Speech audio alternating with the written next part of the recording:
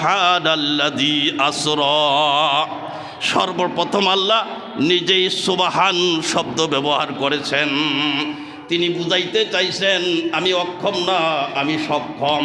সক্ষম আল্লাহর জন্য সব কাজ সহজ, ঠিক কি ঠিক না? কোনো প্রশ্ন নাই, কোনো প্রশ্ন নাই। সক্ষম আল্লাহ, সর্বময় ক্ষমতার অধিকারী আল্লাহ রাব্বুল আলামিন মুহাম্মদুর রাসূলুল্লাহ সাল্লাল্লাহু আলাইহি সাল্লামকে নিয়ে গেলেন কাবার হাতিমে।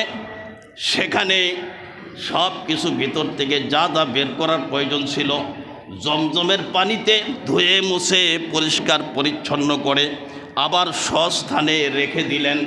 আবার সেটা সেলাই করার প্রয়োজন না কি করার প্রয়োজন, সেটা যিনি সুবহানাল্লাযী আয়াতের শুরুতে বলেছেন তিনি জানেন, তিনি সব কিছু করতে সক্ষম, ঠিক কি ঠিক না? কি করছেন না করছেন তিনি ভালো জানেন। এরপর নিয়ে গেলেন বাইতুল মাকদিসে। আল্লাহু আকবার বলেন। বাইতুল মাকদিস স্বর্গীয় বুরাকে আরোহণ করিয়ে জিবরাইল আলাইহিস সালাম নিয়ে গেলেন বাইতুল মাকদিসে। বাইতুল মাকদিসে যাওয়ার পথেও আরও অনেক ঘটনা ঘটেছে, সেদিকে আমি যাচ্ছি না। বাইতুল মাকদিসে নিয়ে বুরাককে দাঁড়া করালেন, বুরাককে পাথরের সঙ্গে বেঁধে রাখলেন। সুবহানাল্লাহ কোন স্বর্গীয় বুরাক, এটার আবার বান্ধা রাখা লাগবো কে? এটারে কি ছিনতাইকারীরা গরু চোরেরা চুরি করে নেওয়ার মতো কোনো সম্ভাবনা ছিল নাকি?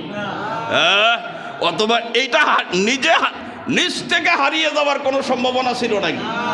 যে আশপাশটা একটু দেখাই, দেখতে দেখতে দেখতে দেখতে এমন এক এলাকায় চলে গেছে আর ওই আসল বাসার রাস্তায় খুঁজা পানে। এই এলাকায় কিছু কিছু মেহমান মাঝে মধ্যে আসে গ্রাম থেকে। হ্যাঁ, যারা নামাজি মুসল্লি এরকম মাঝে মধ্যে দেখা যায় কিছু কিছু নামাজি বাসার থেকে বের হইয়া নামাজ পড়তে আসে, পরে আর বাসা খুঁজা পায় না।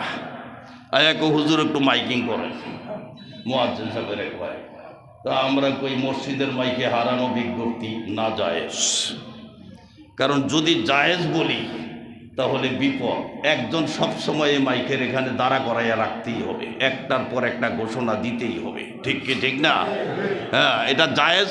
তো তাহলে আপনাদের প্রশ্ন জাগতে পারে তাহলে জায়েজ না জায়েজটা আপনি করছেন না বাজান। এটা মাসআলাই এমন, যিনি মাইকটা দান করছেন তিনি যদি বলতেন তখন হ্যাঁ যে আমি মাইক দান করার সময় এই নিয়তে দান করলাম, কারোর কোনো বিপদে আপদে সুখে দুঃখে কোনো সংবাদ প্রচার করতে হলে আপনারা সেটাও করতে পারবেন, তাহলে একজন লোক নিয়োগ রাখা যাইতো এই ঘোষণাপত্র দেওয়ার জন্য।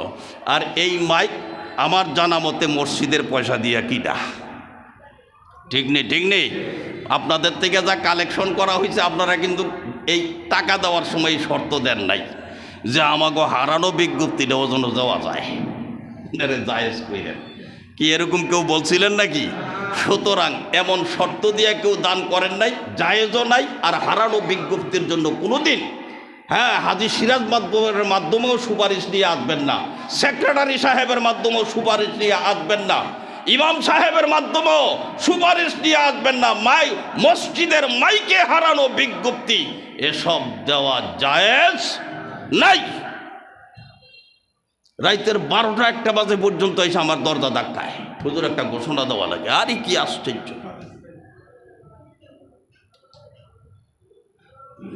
আল্লাহ, রাগ করেন নাকি? রাগের কথা।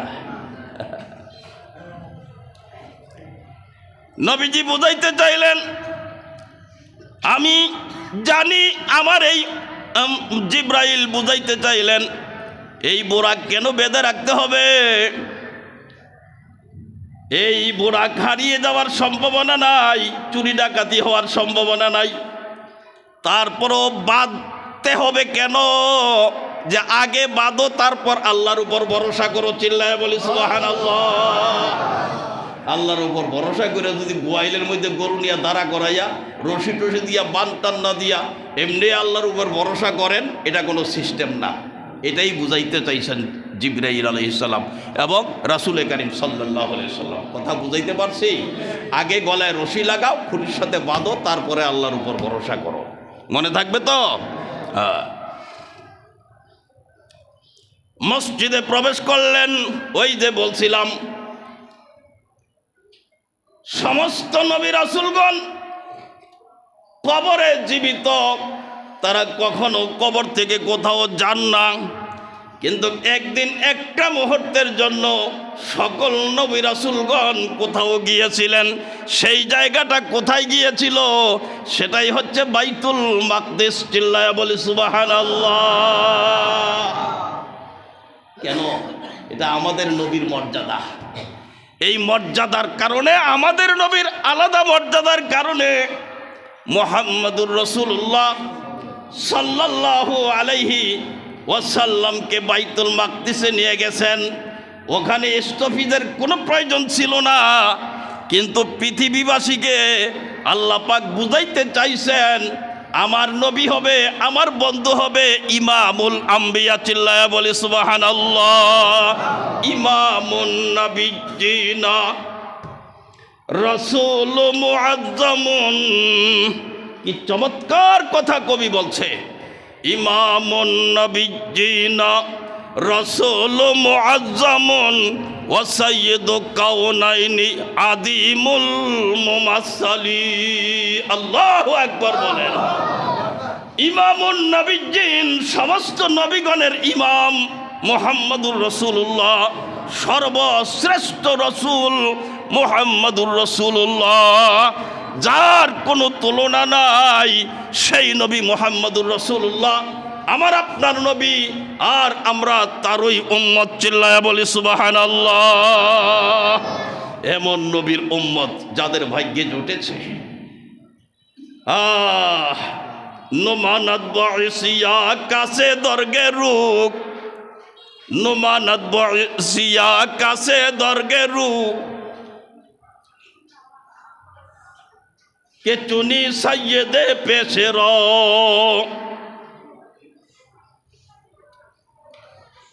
এমন নবীর উম্মত যাদের ভাগ্যে জুটেছে, তারা কশিন কালো গুনাহের জিঞ্জিরে আবদ্ধ হয়ে চিরবঞ্চিত হয়ে যাবে না। একদিন না একদিন এই নবীর সুপারিশে তারা জান্নাতি হয়ে যাবে। চিল্লায়া বলি সুবহানাল্লাহ।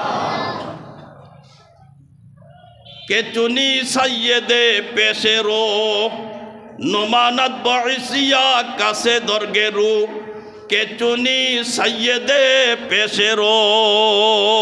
আল্লাহু আকবার। এটা আমাদের নবীর মর্যাদা। এটা কার মর্যাদা? আমাদের নবীর আরেকটা মর্যাদা আছে।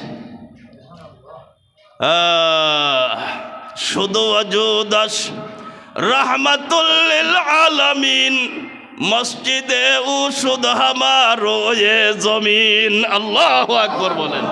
শুধু ওয়াজুদাস রাহমাতুল লিল আলামিন, মসজিদে উশুদ হামারো এ জমিন। আগেকার নবী রাসূলদের এই সিস্টেম ছিল না। তাদেরকে নির্দিষ্ট জায়গায় যাইয়া ইবাদত করা লাগতো। আর আমাদের নবী মুহাম্মদুর রাসূলুল্লাহ সাল্লাল্লাহু আলাইহি সাল্লামের মর্যাদা এত, তার মর্যাদার প্রতি লক্ষ্য করে তার উম্মতের জন্য গোটা পৃথিবীর জমিনকে মসজিদ বানিয়ে দিয়েছে। চিল্লায়া বলি সুবহানাল্লাহ। খেতে খামারে কাজ করতে গেছে কৃষক, ডাইনে বামে সামনে পিছনে কোনো বাড়িঘর দেখা যায় না, মসজিদ দেখা যায় না। তো কি করবে?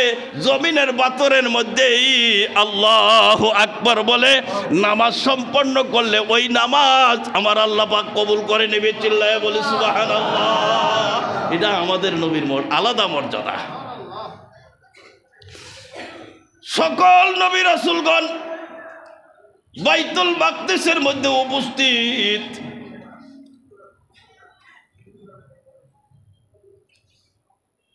একজন আরেকজনের দিকে তাকায়। সুবহানাল্লাহ।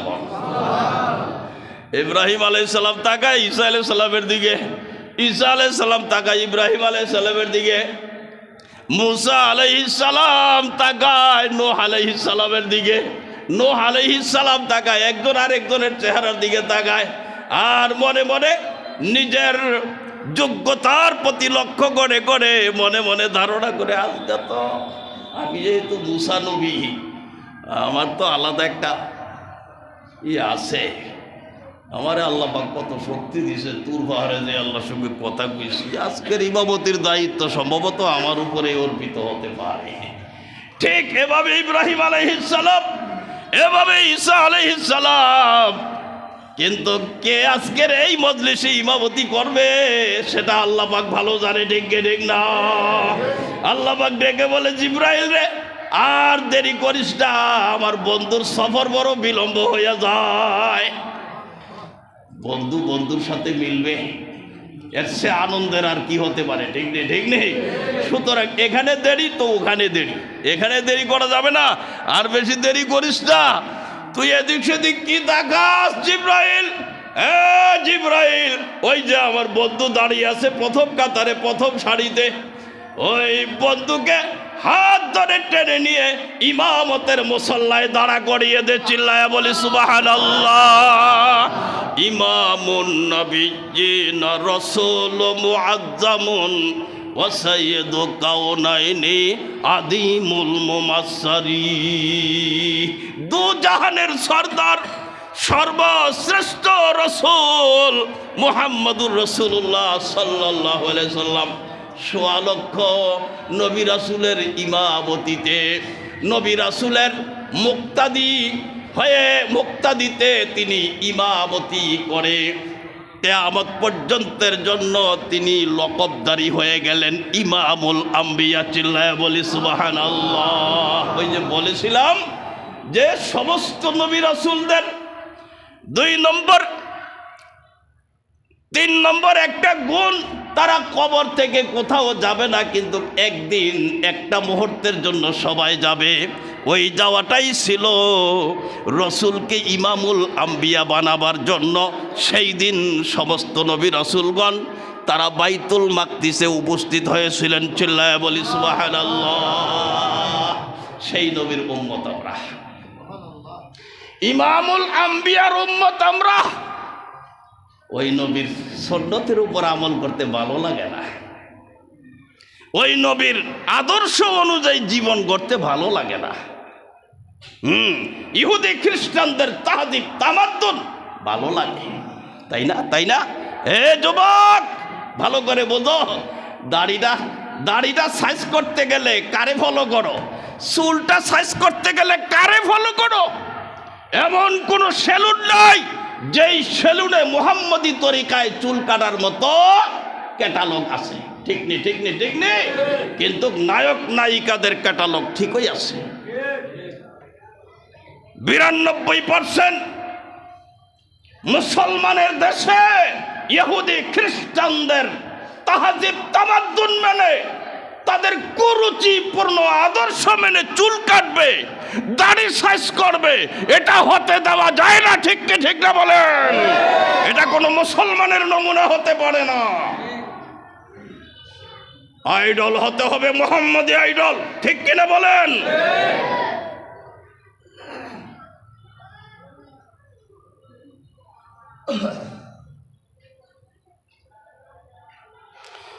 मोहम्मद पर फिदा हो जाओ कि मकबूल खुदा हो जाओ, इस दुनिया से जुदा हो जाओ आरे नादा परदेसी। कुर्बान हो तो मुहम्मदुर रसूलुल्लाह सल्लल्लाहु अलैहि वसल्लमेर জন্য কুরবান হও।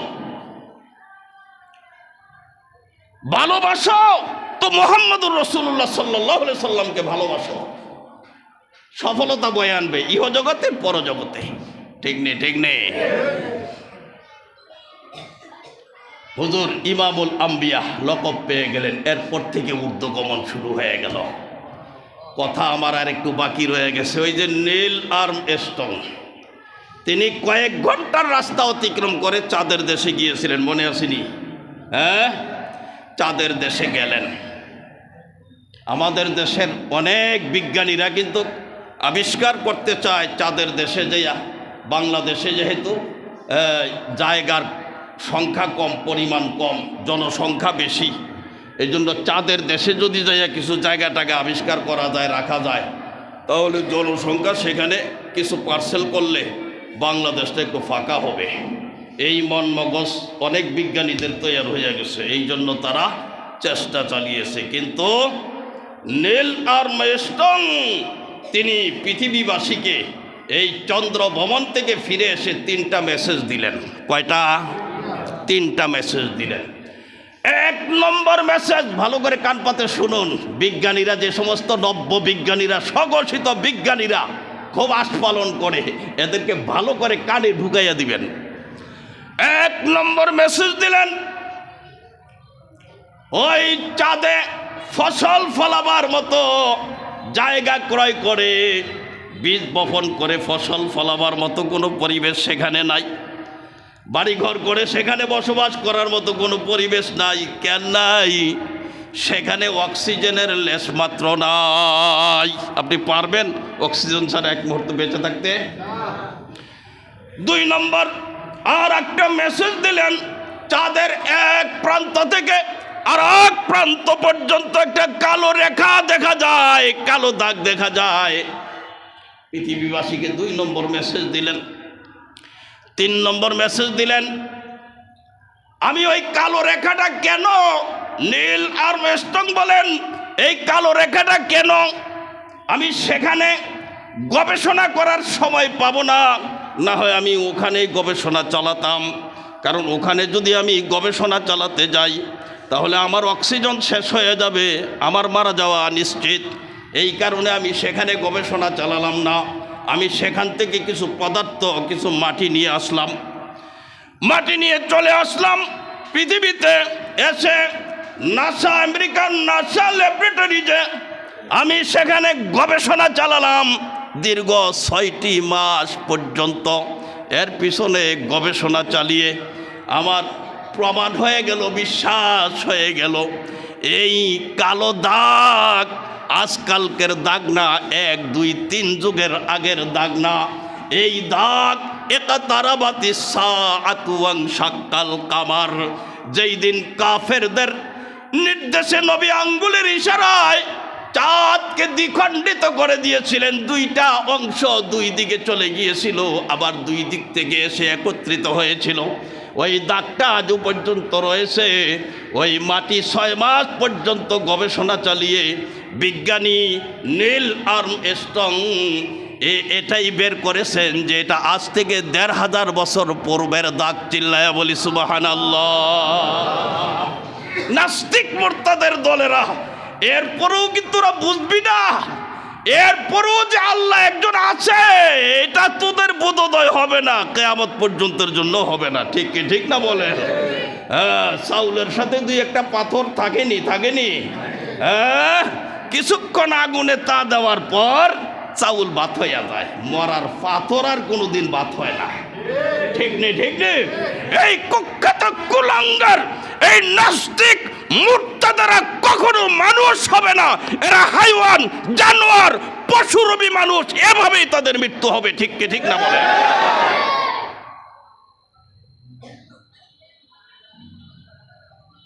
আল্লাহ, দুঃখিত, আর আগাইতে পারলাম না, এখানেই শেষ।